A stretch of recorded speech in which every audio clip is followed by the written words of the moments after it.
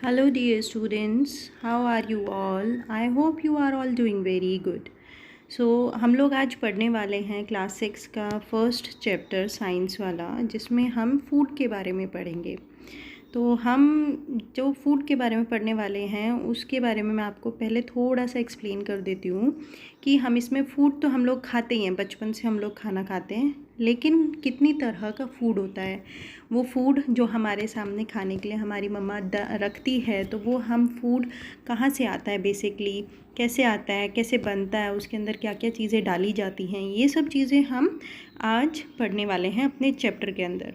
Food बहुत तरह का होता है, बहुत वैरायटीज़ होती हैं फ़ूड की। जैसे कि आप लोग बाहर घूमने के लिए निकलते हो या फिर आपके साथ वाले जो आपके दोस्त हैं वो भी काफ़ी तरह की वैरायटीज़, अलग अलग तरह का फ़ूड अपने खाने में लेके आते होंगे, खाना अपने साथ लेके आते होंगे। जैसे आपने मार्केट में भी अगर कभी निकले हो, रेस्टोरेंट में गए हो, तो वहाँ भी देखा होगा कि कहीं आपको इडली डोसा मिल रहा है, कहीं आपको मीट की कोई डिश मिल रही है, कहीं फ़िश की कोई डिश मिल रही है, और बहुत सारी वैरायटीज़ जो आपने बाहर रहकर भी देखी है और आपकी मम्मा ने आपको घर में भी खिलाई होंगी। ठीक है, तो आज हम स्टार्ट करते हैं बिना टाइम वेस्ट करे अपने चैप्टर को। इसमें हम पढ़ने वाले हैं फूड के बारे में। तो फूड बेसिकली क्या है? फूड है खाना, जो है हमारी एनर्जी का सोर्स।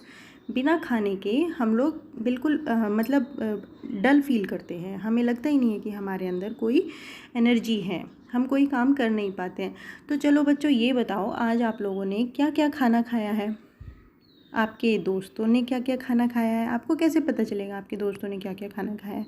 भैया आपके दोस्तों से आपकी बात होती होगी, आप स्कूल जाते होंगे, वहाँ पर आपके दोस्त आपसे मिलते होंगे, तो उनके टिफ़िन में क्या होता है, आपके फ़ोन पे बात हो रही है तो पता चलता है कि आप वो क्या खा रहे हैं। तो पता चलता है इससे कि आपने कुछ और खाना खाया है, उन्होंने कुछ और खाना खाया है।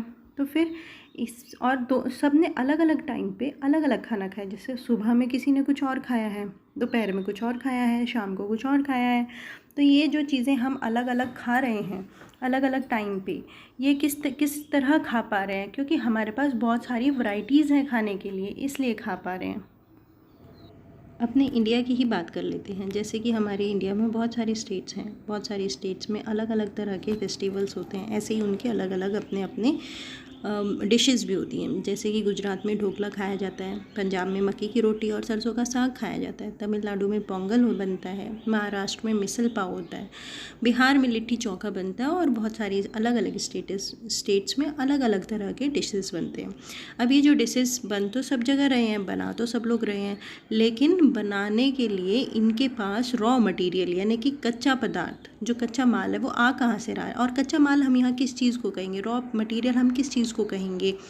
जो रॉ मटेरियल है वो हमारे हैं, जैसे कि गेहूँ, व्हीट, राइस, चावल, और बहुत सारी अलग अलग चीज़ें, दालें हैं, पल्सेस हैं।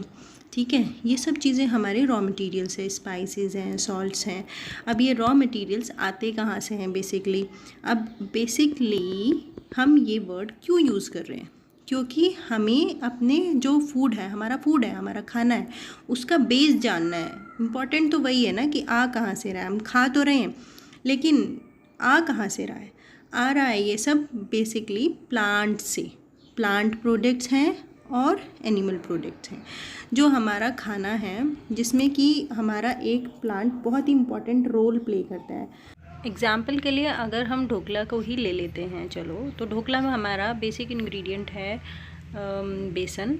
बेसन बनता किस चीज़ से है? बेसन बनता है चने से, और चना किस चीज़ से बनता है? प्लांट का एक पार्ट होता है, सीड, फ्रूट जिसे हम कह सकते हैं। ये हमारा ढोकला वहाँ से आता है।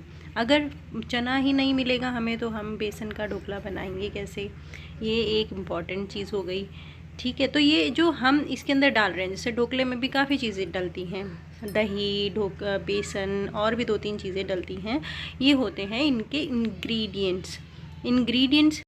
फ्रेंड्स, अगर आप चाहते हैं कि मैं इसी तरह की आपके लिए कंप्लीट वीडियो लेके आऊँ, तो आप इस चैनल को प्लीज़ लाइक करें, शेयर करें, सब्सक्राइब करें, और कमेंट में लिखिए कि please provide us the full video. Thank you.